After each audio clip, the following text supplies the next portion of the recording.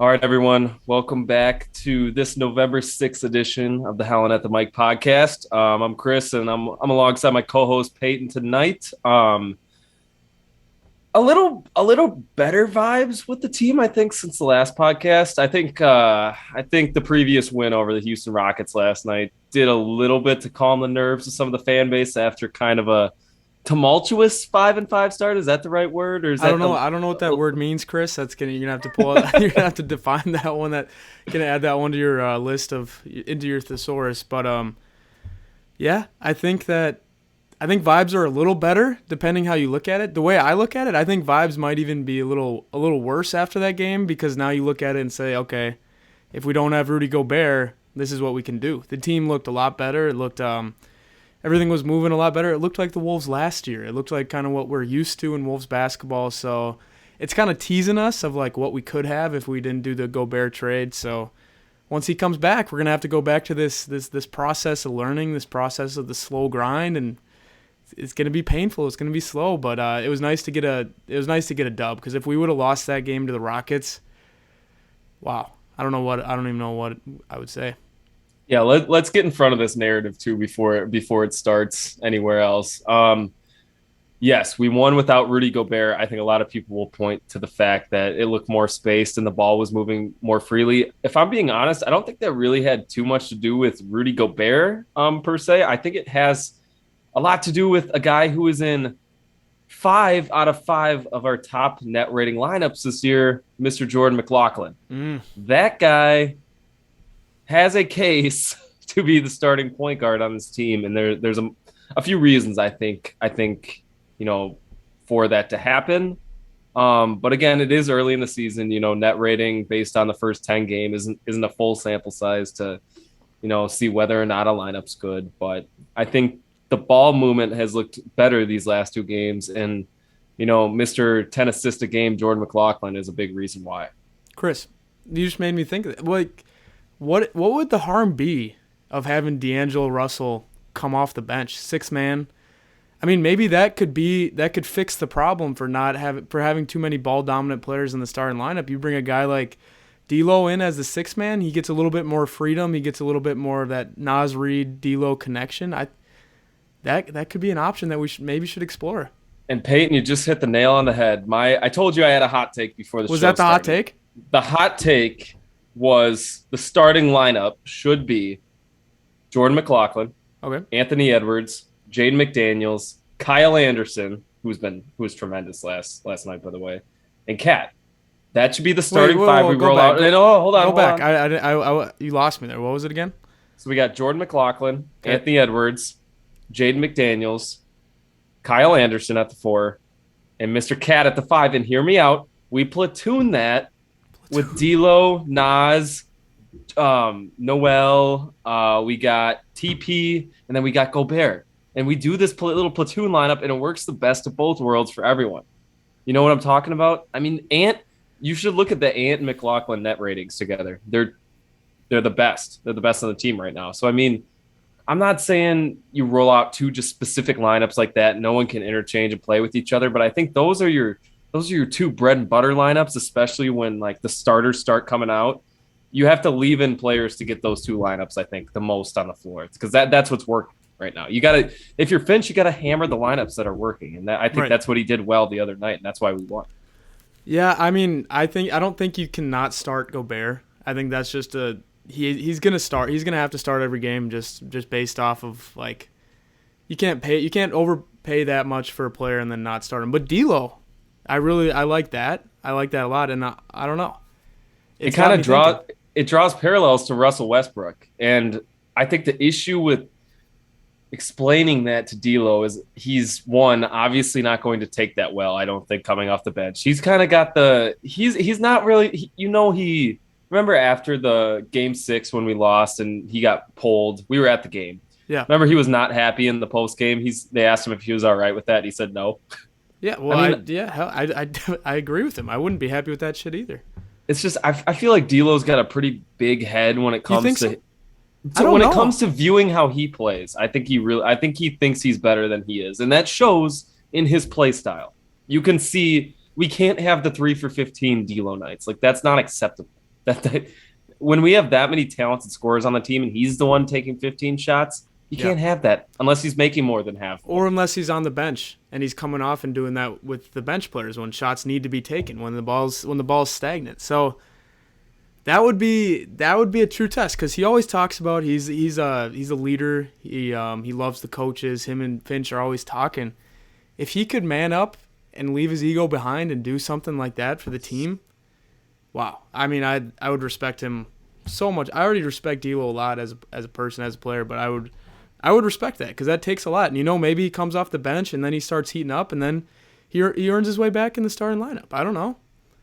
I just think Jordan McLaughlin's playing too well right now to not. He deserves the opportunity at the end of the day. I mean, it's tough because contracts shouldn't play a part in the amount of minutes you're getting. It's just I hate that philosophy that you feel like you have to start or you have to give this player so many minutes. No, if they're not playing up to what they're supposed to be playing, then no. D'Lo right now is one of the worst players in the NBA net rating wise. Yeah, You but cannot play this guy if he's playing this bad. exactly. But I think that it might benefit him in the long run, coming off the bench. Maybe 100%. I think 100%. it would be a better fit for him if he came off the bench, if he got to take more shots, if he got to really play his game. Because yeah, when he's out there with Cat and Ant, and sometimes no, it's just not. It doesn't work. And we talked about this last time. We're talking about it again.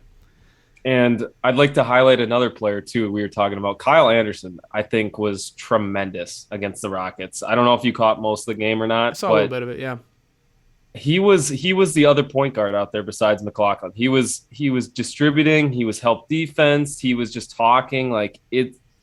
It's very reminiscent of Pat Bev, and that's really good to see a guy like that stepping up. And I know TP's been doing a lot of that too. You can see I him love really TP. stepping up, shooting, talking more. Him and Kyle Anderson, I think, are very important glue guys for this team. And you saw it when Kyle Anderson was out those few games with the back spasms. That team was not the same No, defensively or offensively. So it's that signing, 2 for 18, I think was Tim Connolly's probably best signing of the offseason, and it was pretty under the radar too. So I think Kyle Anderson might also, need to. That's the issue with having Gobert and Cat is I think Kyle Anderson deserves to be playing some starting minutes right now. It's just if you're Finch, it's how do you put this whole thing together? He's gonna find it. It's that's just what he's like working we on. said, 20 games. We're halfway through that. So Yeah, are we making this is a good segue. We're halfway through our 20 game benchmark of this team supposedly, hopefully figuring it out mostly. Nothing's ever going to be perfect. right. Through 10 games, is the progress good enough right now? Are we farther along than we should be? Are we not as far as we should be? Or are we just right for 10 games so far? You know, Considering the teams we played too. yeah. Considering our schedule, considering we had a pretty easy. I don't know. I like to say I think the last game when we showed that flash of literally like that team was what we looked like in the play. I mean, a little bit worse, but almost like we looked like in the playoffs. Like it was just reminiscent of like what we could be. And I don't know. I think the growing pains. Every game there's been flashes. There's been a few minutes here and there where we look great. There's been a few quarters where we look great. We've looked great for full halves sometimes too. So there's a lot of pieces, and it just like with a guy like Chris Finch, who I would say he's the Sean McVay of the NBA. I would have to say it. I think he's the Sean McVay of the NBA. It's gonna take time, but he's learning. He's putting it together. I got no doubt, and I'm happy with where we are right now. I'm happy. What's our record? Too. Are we 500 still? We're 5-5. Yep. Yeah. I mean, what more could you want? What more could you want? I mean, something I've been seeing recently on Twitter, especially, a lot of the fans are calling for Finch, man, and I'm like, dude, come You gotta on, get man. off Wolves Twitter, man. We get a coach for the first time ever, and you're already trying to fire. Like, think about how bad Ryan was, and then you'll be like, you'll never talk about Chris Finch in your life, and you'll be like, you know what? You're right. Let's not talk about Finchy. Finchy is, I promise you guys, not the issue.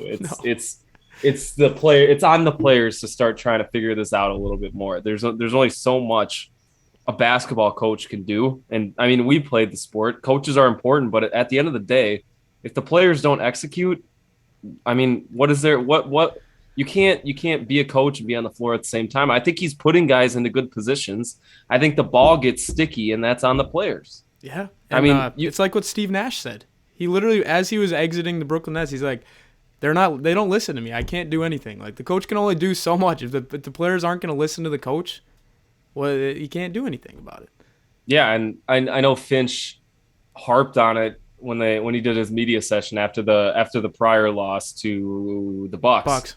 All they focused on was ball movement in practice, and I really can appreciate that because that is, when this team's moving the ball and people are cutting and people are moving, it's a lot more fun to watch and it's So a much lot better, man. easier to get offense, man. It's use and this again points to the argument of Jordan McLaughlin, man. That's all the guy does is move the ball, play defense, get Same with steals. Kyle Anderson. Same thing.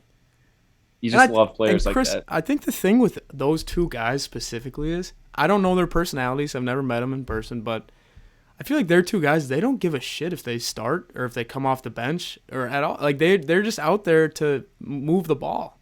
They Their really egos don't. are in check. They have no ego. They don't care if they start. They don't care if they're going to be playing the same amount of minutes all over. And I respect the hell out of that. What about Naz Reid? What are we going to do with Naz Reid? Nas Reed deserves a lot of credit and hopefully a payday in his future. And I hope it's with us. I really hope we can Do we have a keep spot Nas for him? around long term. Of course, I think we do. All right. I think Finch is really trying to, get Nas into the game these last few games. Right. It was very apparent that he was struggling kind of to figure out where Nas fit, but these last 3 or 4 games, he was asked about it. He said, "Yeah, I got to do a better job of getting Nas in the game because Nas has been awesome on defense and offense so far. I mean, shooting has been about average, but I think Nas looks a lot leaner, and he's been Yes. getting to the paint and finishing. Man, that's He what he's looks been more doing like well. a like a 3 or 4 than a 5 than what I don't Yeah, know. He's moving. Also Jaden McDaniels, bro. He's making really that. good game. You think he's making the leap I think he's in in the his own way? process. In his own Yeah, way, making the third year leap in his own way. I do, man. I think the defense has been phenomenal. I think it's been all defense caliber so far these first Yes. 10 games. I've been really, really impressed with Jaden. I think once I mean the 3 point shot's been really good this year too for the most part. It's just I think he's still figuring out the creation part. You can kind of see there's a lot of these plays where he's up ahead on the fast break. They pass him the ball up on the wing, and he's got his guy on him on the fast break. He does does the euro into the paint, looks to either pass or get the layup. I think that's still developing. Got to be more His mid, decisive. He's got yeah, to be his more mid. decisive. I don't know if you noticed, but I thought his mid range has been better too recently. I think he's gonna figure it all out by the end of the season. He's gonna have it all out. So I think you can look for the 4th-year contract year Jaden McDaniels to be the ideal player. I think this year is a lot of learning for him. So Fair enough. I'm cool with him still growing. I like that.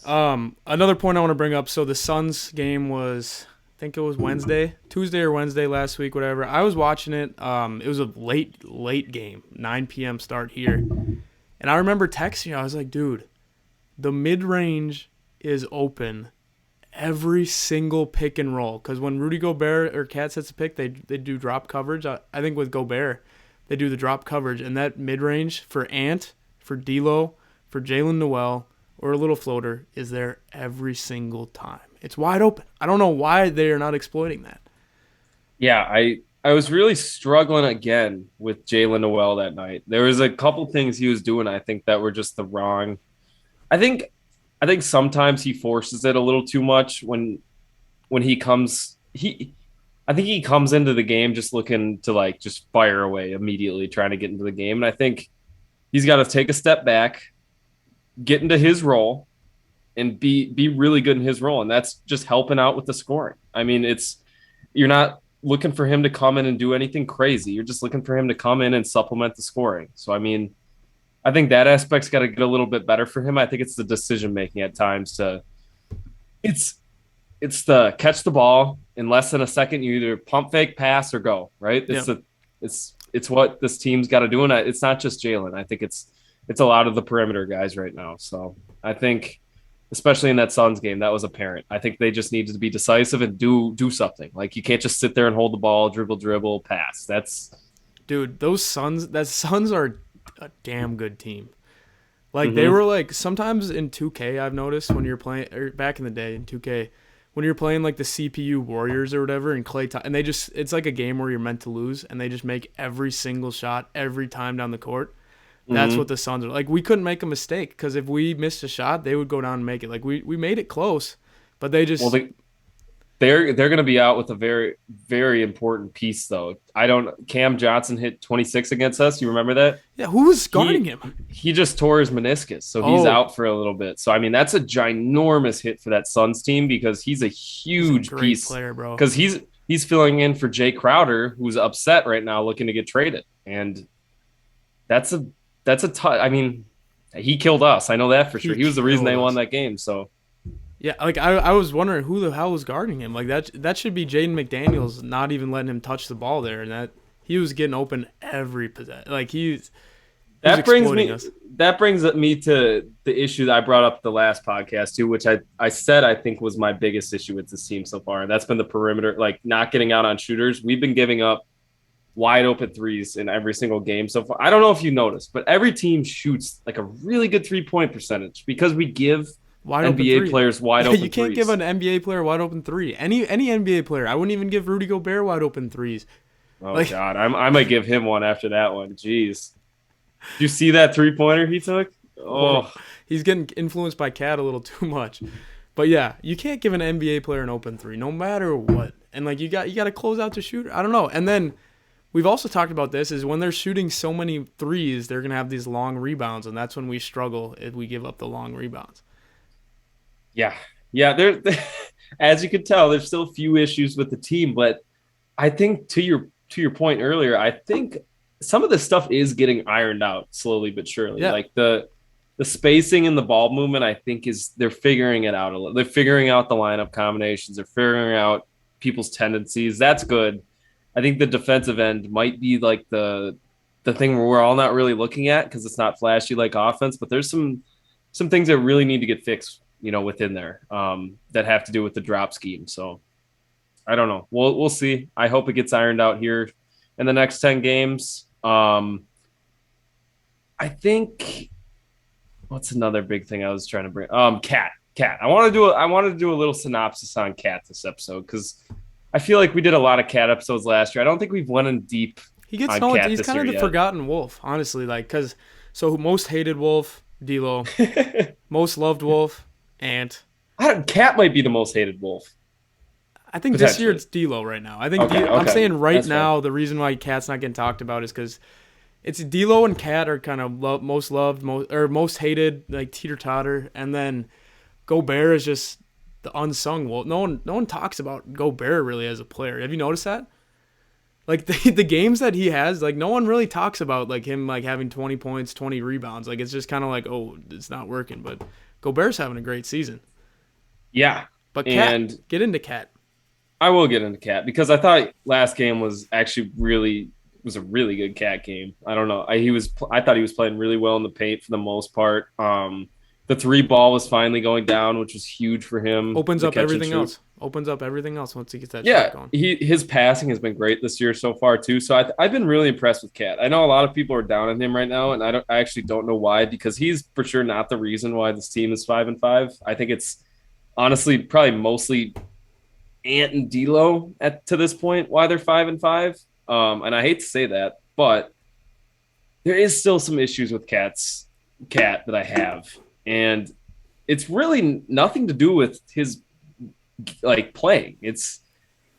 I'm so sick and tired of the interviews and of the complaining on the court. It's I get he is who he is, He's but who he is. told us in an interview that he would dial it down. And it is not dialed down. It is since wrapped up.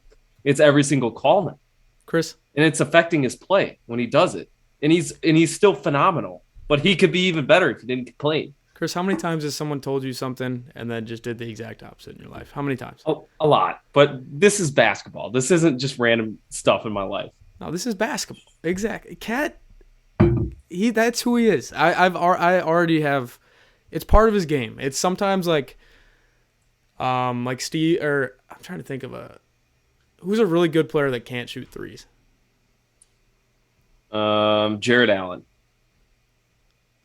Oh, I thought you said Jared Allen. Okay. No, No, on the it's Cavs. like Jared Allen. no. I got to come up Or you with said- it. No, it's like Tom Brady. It's like Tom Brady, right?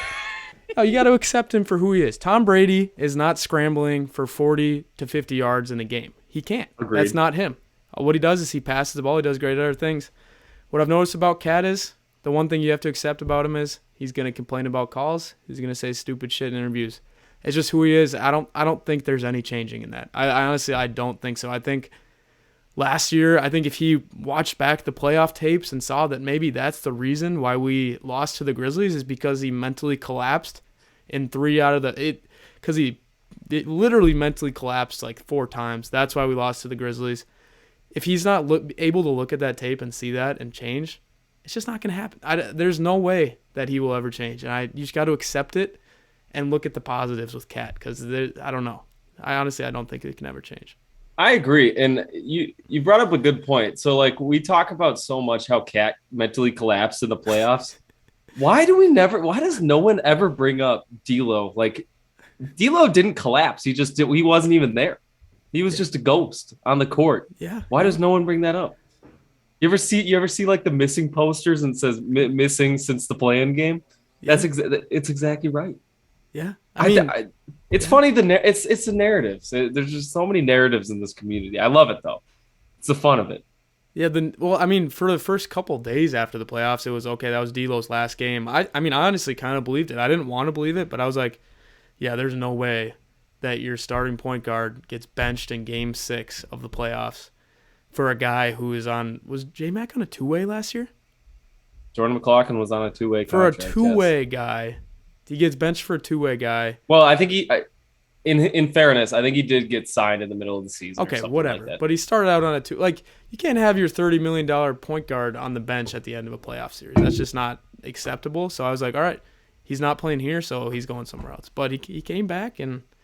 What it kills me, man, because you just get a little production out of him. We beat the Grizzlies pretty handily, and like that team was a good team. And that brings me before the show started. You mentioned a Jim Pete quote? Jim Pete. He said this team might not be right this entire year. So in saying that, do you think this year's team will ever be as good as or better than the next team in this first year as last year's team was at their peak? You think this team at its peak this year will be better than our team last year at its peak? Is that what you're saying? This year the team. How can I word this? So I don't know. This year's team playing the best it possibly can this year. Yes. Their best moment this year. Do you think they'll be better than last year's peak? The peak this year will be better than the peak last. I do. Or do you think it'll take multiple years? I think that this year's team playing at its peak could beat last year's team playing at its peak just based off of having Rudy Gobert. I think that whenever we played a big 7-footer last year, we got destroyed. Like we literally, Cat couldn't do anything. Cat would foul out. We would get destroyed. So if Gobert, it's a good question, but I do think it's a good question. I think that when you add an all defensive player of the year to your team, I just don't see how. I don't know. It's just do they reach that form this year at any point though? That's what I'm saying. Jim Pete, I heard that quote and that's hard to hear, but I really do think that's true, and I guess what we're saying is like that might not mean we still might be better than we were last year at some point this season, but we still have a long ways to go. And it's very late tonight. It's a Sunday night, so if me and Chris aren't making any sense, give us a break. Yeah, we do need a break. We don't usually do the podcast too late at night. It's good though. I feel this last minute does not make any sense. No, I need to draw it out. It's a hard way. Yeah, it's a hard way to like. I don't think this team this year is going to get close to what their peak can possibly be. And right. I absolutely hate to say that, but it's just after seeing after going into 1/8 of the season so far, I think it's apparent that there needs to be like growth on a year-long basis, not just a season basis. So, I mean, it's going to take a couple, years and off seasons probably to function, and that's normal for a team building up to a championship. It's those Golden State Warriors needed from 2012 to 2015 to build that core and build that chemistry. So and I mean with like NBA Twitter, Timberwolves Twitter, everyone wants it right now. Everyone wants it right away, but I don't know, man. I feel like an old head. I'm a 21-year-old kid, but I feel like an old head when it comes to talking about this. Like it's gonna take some time. I just want to see gradual growth. I want to see I want to see good coaching, and I think Finch can do that. And honestly, man, what we've been talking about so far, I think D'Lo. I think there needs to be a change with D'Lo. I don't necessarily think it means we need to get rid of D'Lo, but there needs to be a change. And if he can't do it on the starting lineup, I think you need to bench him, put him on as a sixth man, and see what happens. See how he reacts. See if he can turn it around and make something good out of that. So in the moment right now, would you lean more towards trading D'Lo or would you lean more towards keeping him? And it doesn't have to be an ultimate decision. Just what are you on a meter right now? Are you leaning Right. more towards I one or the other? still am leaning towards keeping him if we can do it for the right amount of money, because what Dane Moore was tweeting about was that we have no assets. We have no picks. We can't say trade D'Lo and picks because we don't have any picks. It would have to be we'd have to trade someone like Jaden McDaniels or someone who's valuable to this team with D'Lo if we wanted to get anything in return. Besides, it would just be just getting rid of him. I just don't think there's an option where it would be trading D'Lo would make any sense because I just don't know what we'd get back in return. Yeah, so I guess this is interesting. So if you don't re-sign him this year, you're gonna probably have McLaughlin at starting point guard, and then do you go bin digging for a mid-level exception point guard who's probably not good at all, or do you draft a second rounder to back up, or does Wendell Moore like? How do you? I would not be satisfied if Jordan McLaughlin is the starting point. He's been good, but He's good in his role. Remember last year at the beginning of the season how bad he was when he was horrible at the beginning of the season. He was horrible. If we're going to try to make it to the conference finals next year or a championship next year, we're not doing it with J-Mac as the starting point guard. I love him, but I think he's a great backup point guard. And I think that's all he is. I don't think he will ever be anything more than that on this team. But I don't know. Hold on. Isn't that what we said about Tyus at the beginning, though, too, when he was on the Timberwolves? It was. I mean, now that's the exact guy I want. I want Tyus Jones so bad for this team, or Monte Morris. Those two guys, or Trey Jones. So, you're bringing up a good point. That's just the trainer. Like, until Jordan McLaughlin does something so stupid that I don't like him anymore. He doesn't do stupid stuff. He's an assist to turnover god. He's in that family. He's in that Tyus Jones family tree of the assist to turnover. Like, ideally, I wish he could shoot a little better, but I mean, at the end of the day, he doesn't need to. I know. Assist to turnover is such a funny stat because you look at like the NBA leaderboard and there's like 5 guys who are just like 4-1, 5-1, just insane. And then everyone else is like not even close. Like, it's just like there's a group of guys that do it so well, and then there's everyone else who's just not. I'll give you 3 right now. You got the Chris Paul. Well, no, I could give you 4. Trey and Tyus are both in that category. Yeah. Jordan McLaughlin and Chris Paul. Those are the 4 guys you always see. And Monte Morris. You got to give him Iowa State legend. He was the NCAA leader in assist turnover ratio 3 years in a row. Actually better than Tyus Jones 1 year. So he's right up there on the Washington Wizards. Got to give him the respect. Oh, yeah. I forgot he got traded. He got traded. That was a weird trade. That was a weird trade. The KCP and someone else to Denver. Yeah, that was an interesting trade. We could have tried for Monte Morris. I don't know why we didn't. But, yeah, is Jordan McLaughlin just coming into his own as being the next Tyus Jones? I don't know. That's a really good point you bring up. Yeah, it's just, man. It's so awkward. We're in there's such a that's what I'm saying. The D'Lo predicament's so awkward because he's not going to take like a 2 years, $20 million contract. He's not. I wouldn't sign D'Lo for more than $15 million. Would you? No. And if I'm D'Lo, I don't want D'Lo to do that either. I want D'Lo to go somewhere where he has a chance to succeed because I know he can. It's just he's not able to succeed right now with this team unless he makes some changes. If he's able to consciously make the change, that's awesome. But if it needs to be Coach Finch benching him, I'm okay with that as well. I think that's okay. Gosh, it's nice because I think last year was so fun just because all the storylines happening and all like the different like personalities. And I think this team's finally getting there. Like there is a lot of storylines now, a lot of different personalities being made apparent. There's been some drama at the beginning of the season. And I think you had the cat and the ant stuff and then like. Wait, you're talking about the ant comments? Yeah, no, the Popeye stuff. Oh, I thought you were talking about the ant. No. And then you have the D'Lo drama right now where like he's just not contributing in any fashion whatsoever. I mean, I think all really good teams have to deal with something like this, though. They have to deal with early roadblocks, and I Yeah. think the earlier you get it out, the better you're going to be later in the season for it. And I hope that's the case for this team. I mean, if I have to make a big statement here, I don't know.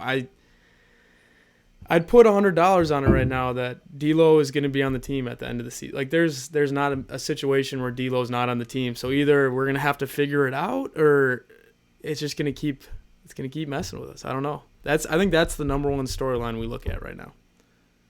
Dang, man, is he going to be on the team? You think he's going to get traded? You brought up a good point. In order to, it's easy to offload his contract, but you would have to attach something of value for someone to take on that contract. So, like, would someone take I don't know. Could you flip a Nas Reed for someone? Could you do that with D'Lo? See, that would make And a do lot you of want to sense. do that? I It would make would a lot want of to do sense. that. We already have 2 All NBA centers. Why do we need Nas Reed? I think someone would take Nas Reed for their point guard. I think someone actually would, because I think Nas is going to be commanding like 3 for 30 type money, 10-year, 10 million a year That's a great deal. type money to be a starting 4 or 5, because I think he's valuable enough to do that. It's just you got to find the right. It takes 2 to tango, as our boy Doogie always says. It takes 2 to tango. And is there a team that's looking to eat up some salary right now? No, because all the teams are pretty close right now. All the teams are still competing. It's the beginning of the season. So I think this is a discussion probably more for the trade deadline, and that'll be something to put in the back pocket, I think. I think I'd rather see D'Angelo Russell figure it out with the Wolves, and I'd rather see us re-sign him at the end of the year. That's kind of what I think is ideal. I think you build with what you have instead of throwing it out the window. If you got to build with what, we've seen flashes from D'Lo. There's been times, Chris, where Cat, Ant, and D'Lo have been on the floor for a whole game, and D'Lo has been the best player on the court in a whole game. It has, but when does that happen? 1 out of 20 games? I'm just saying it's there. You can see it sometimes. Remember the 76ers game last year? I do remember the Sixers game. That was insane. That was one of the best games I've seen by a Wolf ever. I mean, he was one of the big reasons why we won He won the play-in game for us. We can't say that. Ant also had some big shots. He played a major factor in us winning the Without D'Lo, we don't game. win that game. Of course, exactly. And I think if we don't win that game, I don't think we make it to the next round. You think we get outed by the Pelicans, probably? I think we would have been outed by the Pelicans, who are my favorite team in the league right now. They're good. They're a good team. Hey, me and my roommate have the argument. My roommate hates Zion Williamson. He's all on the Zion Williamson fast food. That's such a bizarre take. Like, who actually hates Zion though? You can make fun of him for that, but he hates greatness. Zion's so good. I think Zion is he's borderline has a chance to be the best player in the league. I think he is just unstoppable, and he's always making. Damn, that. Not right now. Hold on. Not right now. Okay. Not right now. He's not the best player in the league, but I think he has potential to be the best player in the league at some point in his career. If he stays healthy, I for sure think he can. But again, he already missed a few games. Right, but that's just they're trying to load management. And the argument, I hate when people make the Zion fat jokes, because Zion Williamson is one of the best athletes in the world. You tell me a guy that big and you see him jump, he's one of the best athletes in the world. Too, if you're going to make the Zion fat jokes, then you honestly would have to, in theory, you'd have to keep that same energy for Anthony Edwards, because that guy looks like a tank right now. But he's not fat. He's just built. Dude, it's the same thing. You're right. It's the same thing. So if you're going to call him big, then you got to call him big too. Dude, if you're going to call Zion big, look at his arms. Yeah. Fucking jacked. Yeah. But realistically, though, right now, I think talking about best players in the league, Luka and Giannis are just insane. 2 players that are completely separate from the entire league. Those 2 guys are so much better than everyone. Maybe you could throw Jokic in there too. Jokic is pretty good. But those 2 guys, Giannis and Luka, are different, bro. They're different. Yeah, they're doubt all-time about greats. They're all-time greats. Yeah. One last question. This is for a fun question before we end it. You taking Ja or Zion? If you had the first pick in the draft again.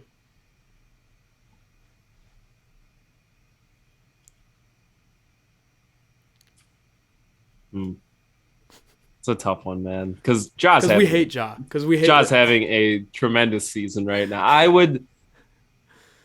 Oh, bro, I don't know. That's tough. I think Ja at the moment, but if Zion shows me he can be consistent this entire season, because Zion had one of the best rookie seasons of all time. He was one of the best players in the league as a rookie. Like he was top I don't 50. want to disrespect Ja. I'm gonna say Ja at the moment just because he's shown me He's he's in the consistent. MVP race right now. So Yeah. I'm gonna go Ja. But I think Zion can change my mind by the end of the year, depending on the Pels. If the Pels finish top three seeding in the West, I'll give it to Zion. Which they could. They damn near could, bro. I do They not could, want to man. play the Pels. They're a good What team. about you? Like I want to say Zion because I'm a big Zion supporter, but I also John Morant makes your whole team better. He's a great passer. Hey, go ahead. Sorry. He's a great passer. I cannot stand John Morant just after we've played him. But My guy Desmond Bain is looking elite right now. I think he's averaged 27 on like 50% from shit, three. The dude's just shit, bro. dude's He was insane, bro. like we always say. Like when we're playing the Grizzlies, I hated every single person on that team besides Kyle Anderson and Desmond Bain. I respected Brandon Clark too. He killed us. Yeah, he was good. He was all right too. But yeah, everyone else was just so annoying. But Desmond Bain, he's just a quiet killer. Like he was just so good, so quiet. But yeah, nice Sunday conversation here, Chris. Yeah, this was more like a there's not like too many like topics. This was a good just state of the wolves type State of the episode. I Union. think just State of the yeah. Union through 10 games. How are we feeling? What's the And I want to know how you guys are feeling in the comment section. How are you guys feeling right now? I got good vibes heading into this tough part of the schedule. I Yeah, don't know if it's just me, but I got good vibes. I think this team's starting to figure it out a little bit. I think so too. So, thank you guys for watching. We have a new episode potentially Wednesday, Chris. I mean, I think we want to get back on the every Wednesday, so we had I to, like the two. I like the 2 a weeks, honestly. I Just mean, straight I don't know podcast format. yeah, I don't know if we'll be able to do 2 a week every week, but as long as we can get that every Wednesday, I think that's really important. Yeah. But maybe a Wednesday Sunday like this works out good for me, works out good for my schedule. Yeah, But I'm yeah, down. thank you guys for listening and have a great week.